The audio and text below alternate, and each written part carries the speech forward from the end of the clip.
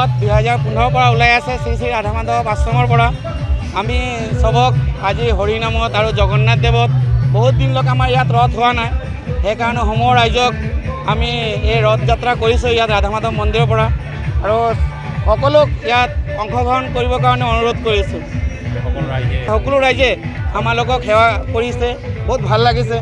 এনেকুৱা মানে সদায় কৰি থাকিলে আমি আৰু ভাল পাম।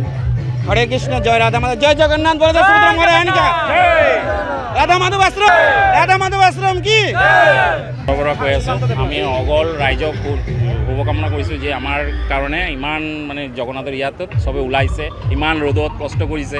তো এনেকৈ সদায় যেনেকৈ আমাৰ লগত হাত দিয়ে, আৰু সেইটো কাৰণে 9 দিনৰ প্ৰগ্ৰাম আছে মাহিৰবাৰী, জগন্নাথ মাহিৰবাৰী আপোনাৰ কলিতা হস্পিটেলৰ গলিটোত আপোনাৰ ৰাইজে যেতিয়া অংশগ্ৰহণ কৰে। আৰু আমাৰ 5 তাৰিখে আকৌ উভতা ৰথ আছে, আকৌ আমাৰ মন্দিৰত আহিব। 5 তাৰিখত আপোনালোকে হ'ব। 5 তাৰিখে আকৌ আমি মাহিৰবাৰীৰ পৰা উল্টা ৰথ হৈ ৰাধা মাধৱ আশ্ৰমলৈ আহিম। সকলো ৰাইজক কামনা কৰিলোঁ আহিবলৈ। পবিত্ৰ ৰথযাত্ৰা। তো আজি আমাৰ ভিনামিল বজাৰৰ যিখন ৰথযাত্ৰা আপোনাৰ সিপাৰ চাৰিআলিলৈকে লৈ যায়, সেই ভক্তসকলৰ কাৰণে আমি জলীয় পানীয় ব্যৱস্থা কৰিছোঁ।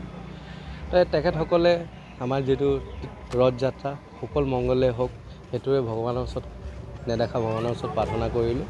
আৰু ভগৱানৰ ওচৰত সকলো মাইকেইটাবাসীক অসমবাসীৰ কাৰণে প্ৰাৰ্থনা কৰিছিলোঁ যে সকলোৰে মংগল কামনা প্ৰাৰ্থনা কৰিছোঁ।